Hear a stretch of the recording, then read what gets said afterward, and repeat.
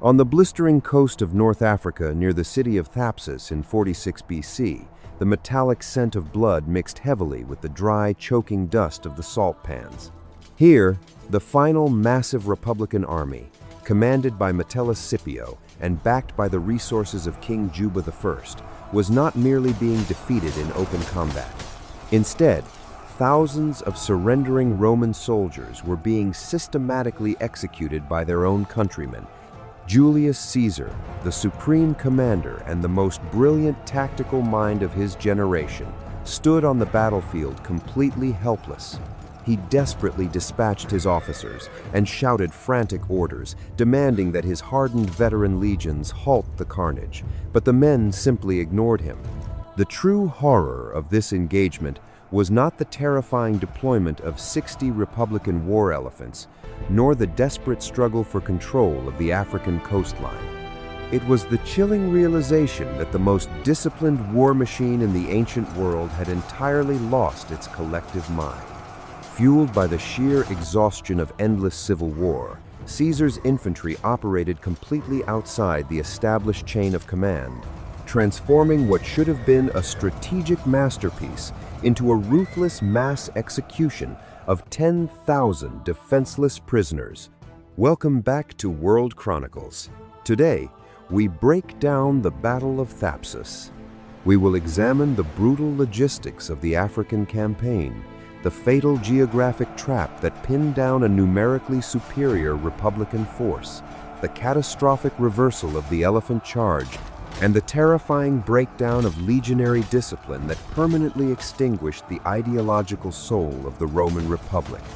The road to this horrific breakdown in military discipline was paved 2 years earlier, in the immediate aftermath of the Battle of Pharsalus in 48 BC. Following the defeat of their primary army in Greece and the ignominious assassination of Pompey the Great on the shores of Egypt, the surviving architects of the Senate refused to capitulate. Instead, the Optimates faction retreated across the Mediterranean to the Roman province of Africa, centering their resistance in the heavily fortified coastal city of Utica. Here, beneath the blinding glare of the North African sun baking the limestone walls, the old order entrenched itself. Command of the Republican forces was handed to Metellus Scipio, a man determined to leverage his patrician authority to dismantle the populist dictator. He was backed ideologically by the unyielding Cato the Younger, who served as the political soul of the resistance, and tactically by Titus Labienus, Caesar's former lieutenant and the most brilliant cavalry commander of the era. History often paints these retreating senators as a fractured, dying remnant, but the reality was entirely different. Africa was a wealthy, highly developed province, and the Republicans transformed it into a colossal, well-funded military fortress. To secure absolute regional dominance, Metellus Scipio forged a critical alliance with King Juba I of the neighboring client state of Numidia. Juba possessed a deep, personal hatred for Caesar and committed the full weight of his kingdom to the senatorial cause. This alliance provided the Republicans with vast screens of highly mobile Numidian light cavalry and an operational shock force of roughly 60 armored war elephants. Utilizing local wealth and rigorous recruitment, the Republican war machine rapidly swelled to a staggering 70,000 men, organized into 10 heavy infantry legions. Beyond sheer numbers, the true strength of the Republican position lay in a profound logistical advantage. Scipio and Juba controlled the deep water ports, the fertile inland grain belts, and the secure supply lines that threaded through the arid interior. They knew that any cross-Mediterranean invasion force would arrive exhausted, lacking reliable access to fresh water and forage. Their strategic design was cold and methodical.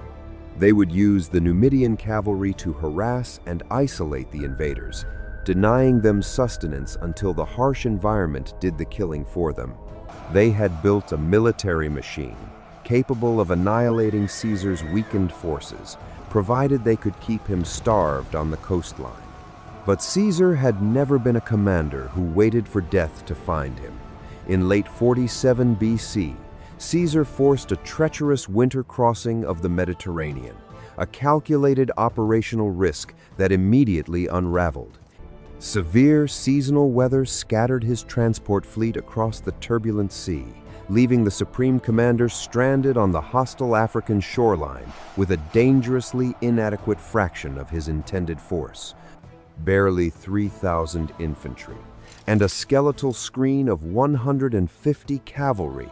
Recognizing his extreme vulnerability against a fully mobilized enemy, Caesar immediately ordered his men to construct a fortified defensive beachhead near the coastal town of Ruspina.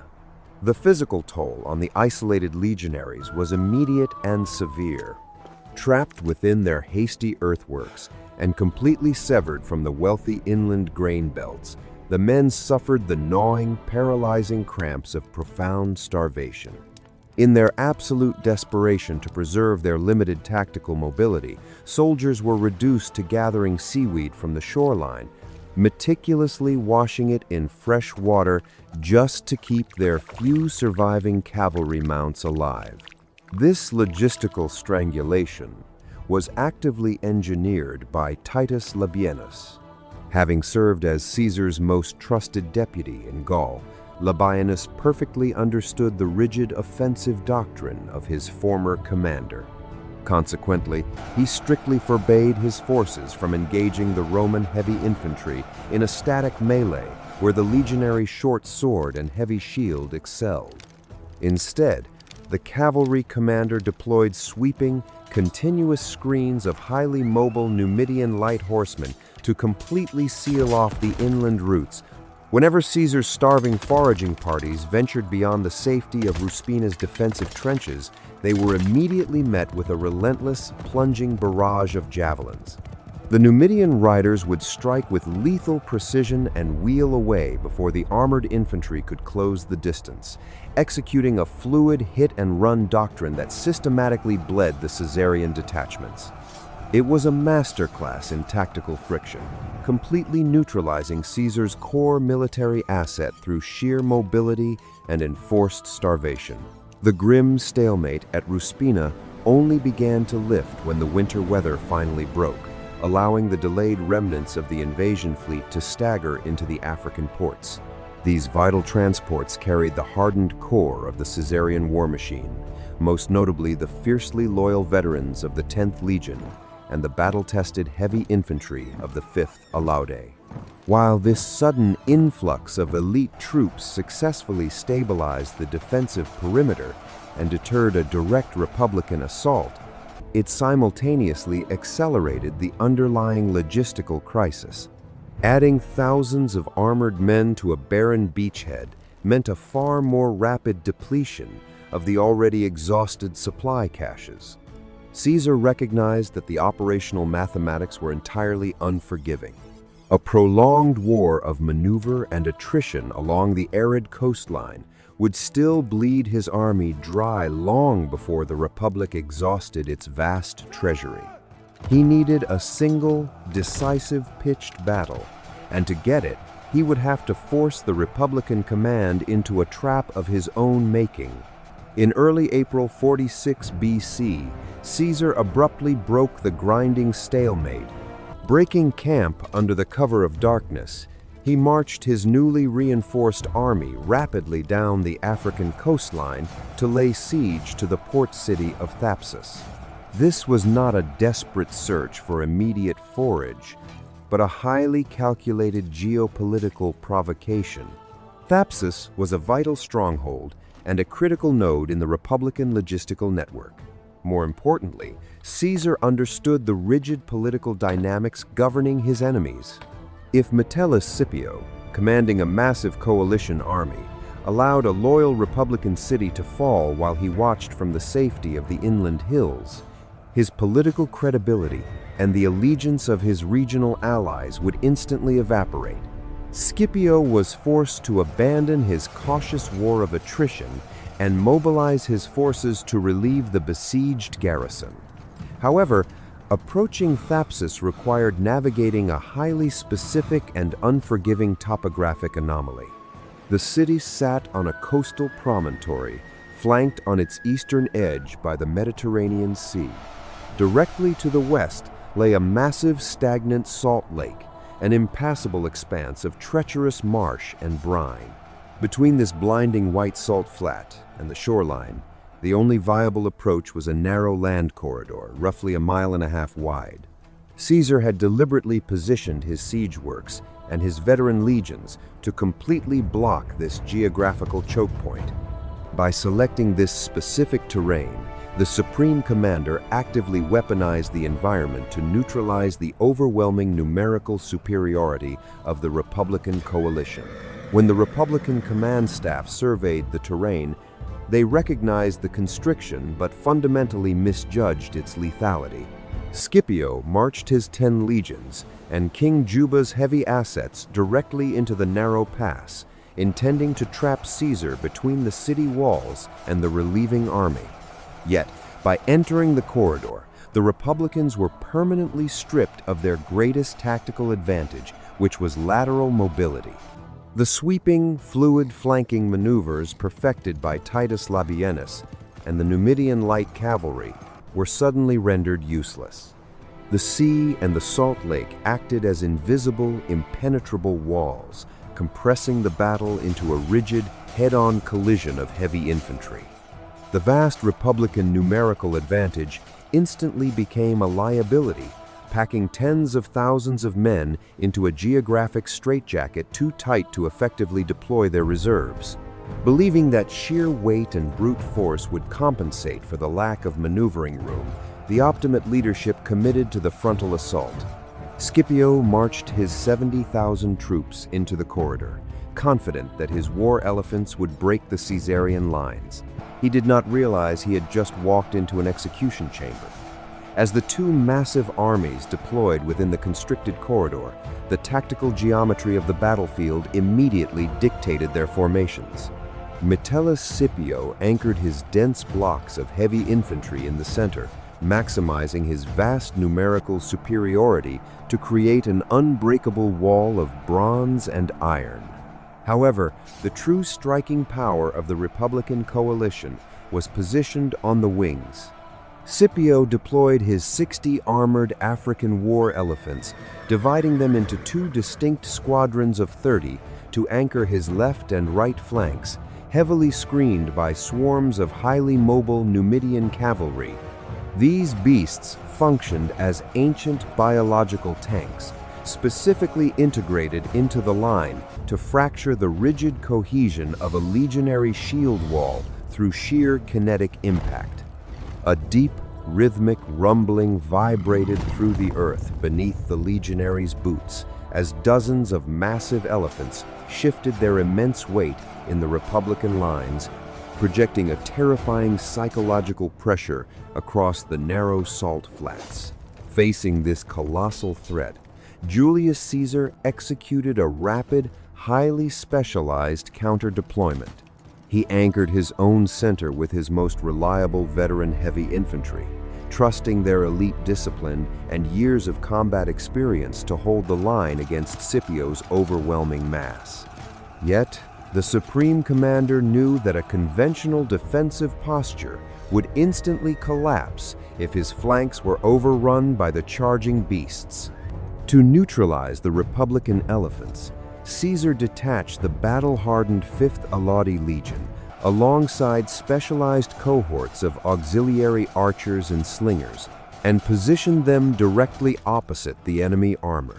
This maneuver was a cold, calculated chess match of ancient military engineering.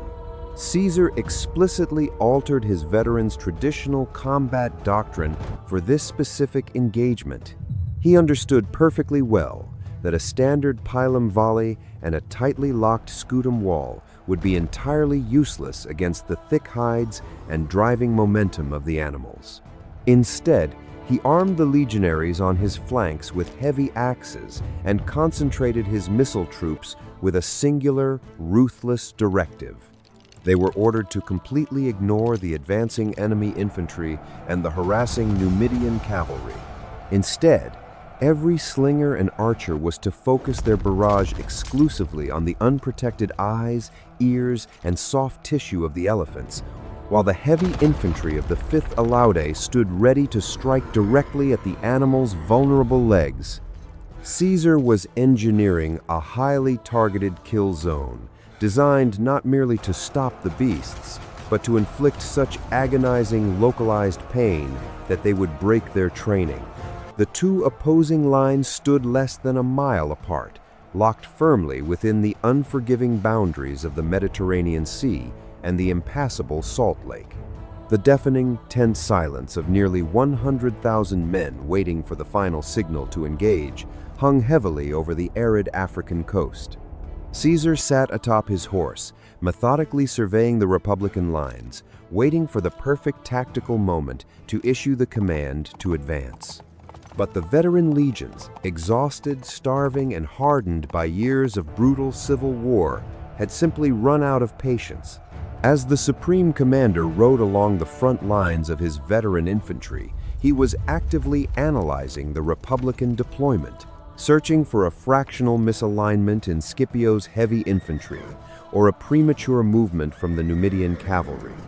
In Roman military doctrine, the synchronization of an advance was absolute. To break formation before the commander's explicit signal was a capital offense that invited tactical failure. Yet the men standing in the ranks were not raw recruits bound by textbook fear. They were hardened survivors who had bled across Gaul, Greece, and Egypt. Years of relentless civil war and the agonizing starvation at Ruspina had stripped away the polite veneer of traditional legionary discipline, replacing it with a raw, aggressive survival instinct. They saw the enemy lines standing a short distance away, and they recognized that the physical space was the only barrier between them and the end of the war. The breaking point occurred on the extreme right wing of the Caesarian deployment. Frustrated by the prolonged delay and the mounting tactical tension, frontline centurions began to aggressively press their units forward. A trumpeter, caught in the immediate friction between the strict chain of command and the surging mass of his own heavily armored officers, ultimately yielded to the men around him. He raised his heavy brass cornu and blew the sharp, resonant signal to attack. It was an entirely unauthorized command. Instantly, the structural discipline of the Roman army fractured, not in panic, but in pure offensive aggression. The entire Caesarian line surged forward. Thousands of legionaries broke into a disciplined, rolling charge, closing the distance rapidly without a single directive from their general. Julius Caesar witnessed the sudden, massive forward momentum of his own army with acute alarm. The supreme commander, who had dictated the fate of the Republic, was suddenly powerless to halt the advance of his own infantry. Recognizing that attempting to recall tens of thousands of charging veterans would only create fatal disorganization and expose their vulnerable flanks to the enemy, Caesar made a cold, pragmatic calculation. He accepted the terrifying reality of the spontaneous assault. Turning to his staff, he formally issued the day's watchword, Felicitas, meaning good fortune, and spurred his horse forward to ride behind the advancing cohorts. As the unauthorized Roman tide crashed toward the Republican lines, Metellus Scipio unleashed his ultimate countermeasure. 60 armored war elephants thundered forward to drive the rebellion into the African dust. The Republican counterattack was designed to deliver an overwhelming kinetic shock. 60 armored African elephants, divided evenly to anchor Metellus Scipio's left and right wings, accelerated across the dusty salt pans toward the advancing Caesarian flanks. In standard ancient engagements, the sheer forward mass of these animals would effortlessly trample a densely packed infantry block, breaking the overlapping shields and creating lethal gaps for the Numidian cavalry to systematically exploit. But as the beasts bore down on the flanks, they did not meet a rigid, defensive wall of trembling legionaries. Instead, Caesar's specialized screen of auxiliary archers and slingers stepped forward, completely ignoring the traditional targets of enemy officers and cavalry mounts. Executing their commander's strict directives, they unleashed a concentrated, devastating barrage of stones and heavy arrows aimed exclusively at the unprotected eyes, ears, and soft tissue of the advancing elephants.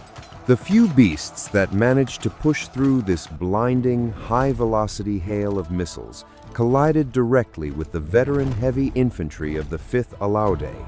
Rather than bracing for a static impact with their standard javelins and locking their shields, the legionaries of the 5th firmly held their ground and swung heavy battle axes, striking methodically at the thick, vulnerable tendons of the animal's legs. The localized, excruciating pain achieved exactly what Caesar had engineered. The elephant's extensive combat conditioning instantly collapsed under the severe physical trauma, emitting piercing, panicked shrieks that cut sharply through the roaring din of the infantry clash. The massive beasts violently reversed their momentum, desperately attempting to escape the punishing, highly targeted barrage of the Caesarian flanks.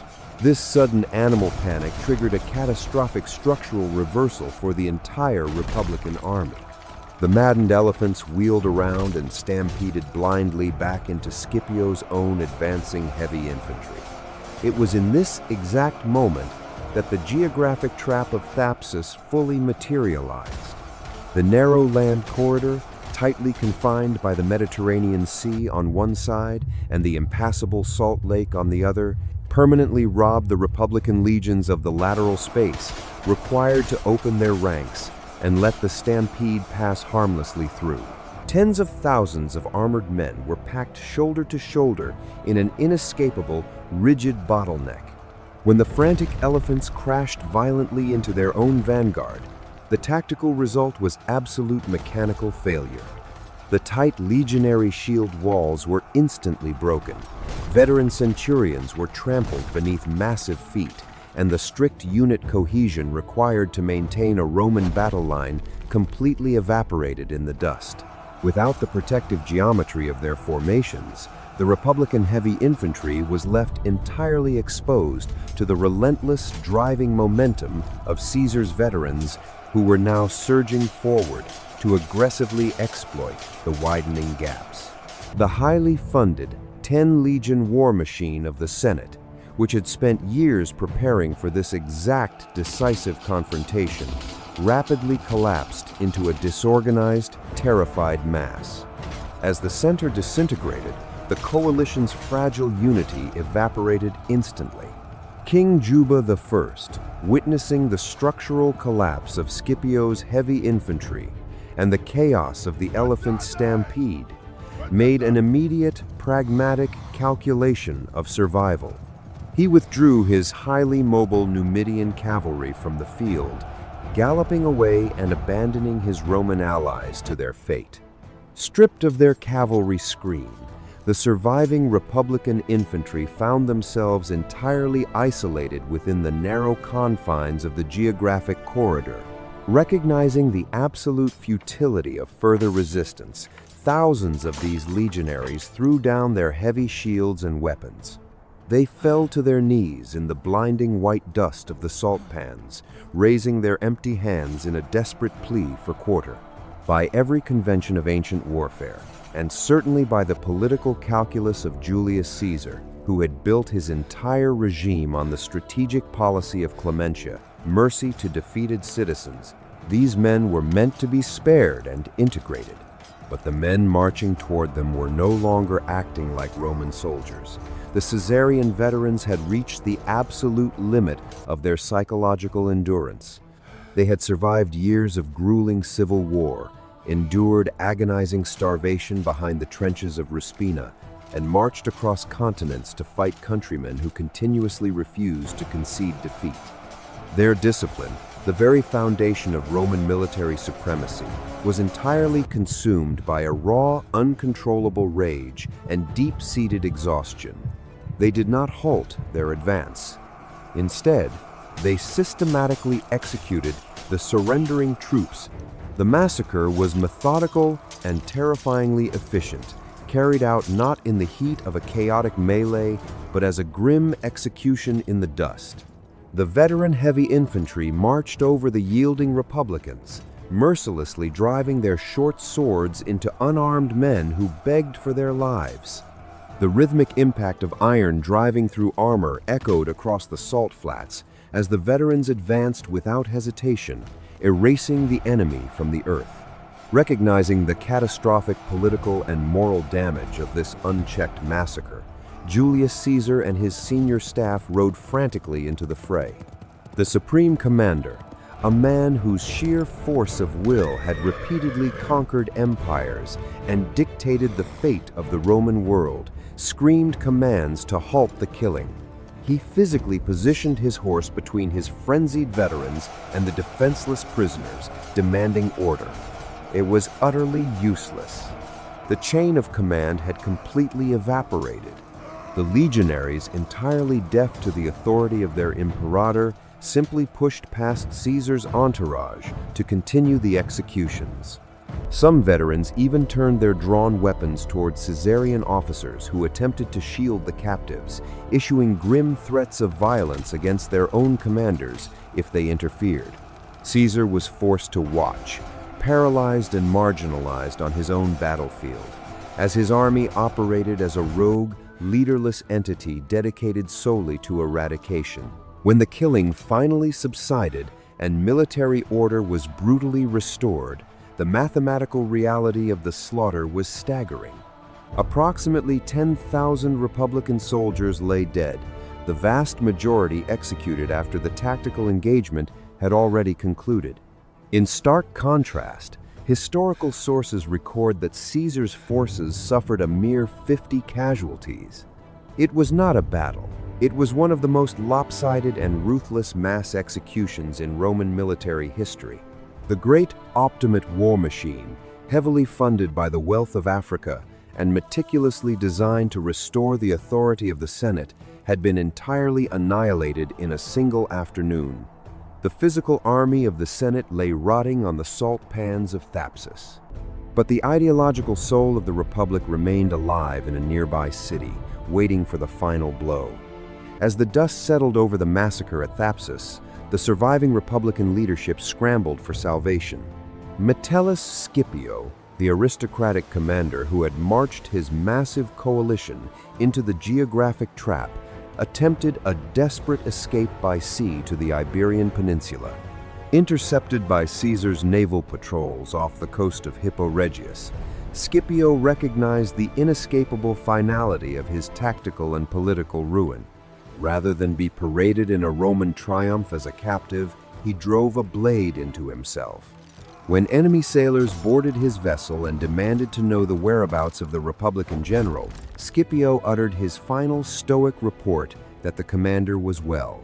The physical destruction of the Optimate army was absolute, but the ideological core of the Senate resided a short distance away in the heavily fortified coastal city of Utica. Here, Cato the Younger, the unyielding moral architect of the senatorial resistance, received the grim reports of the massacre. Caesar was rapidly marching toward the city walls, bringing with him his terrifying veterans and his famous calculated policy of clementia. For Cato, a pardon from Caesar was not an act of mercy. It was a lethal political weapon designed to pacify the old order. To accept Caesar's forgiveness was to acknowledge Caesar's absolute legal right to grant it, thereby legitimizing an illegal dictatorship. Unwilling to survive in a Roman state ruled by the sword of a single autocrat, Cato chose the ultimate act of political defiance. After dining with his remaining allies and quietly reading Plato's philosophical treatises on the immortality of the soul, he retired to his chambers and fell upon his own sword. When his horrified servants and a physician rushed in to stitch his grievous wounds, the senator forcefully tore the sutures open, ensuring his own demise. The grim reality of his death on the floorboards of Utica marked a far more profound turning point than the 10,000 military corpses left rotting on the salt pans. Cato's suicide effectively severed the ideological spine of the Roman Republic.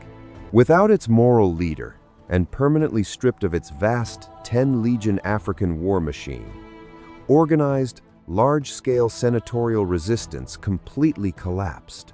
Julius Caesar returned to the capital as the undisputed master of the Mediterranean world, quickly securing a formal appointment as dictator for 10 years, a legal dominance that would soon be extended to life. Yet, the decisive tactical victory of 46 BC carried a grim, enduring legacy. Caesar had won the world, but his complete inability to halt the uncontrollable executions at Thapsus proved a terrifying truth. The republic of civil laws and senatorial debate had already died, permanently replaced by an empire forged, maintained, and ultimately held hostage by the iron of the legions. Subscribe to our channel to relive the great chapters of history together.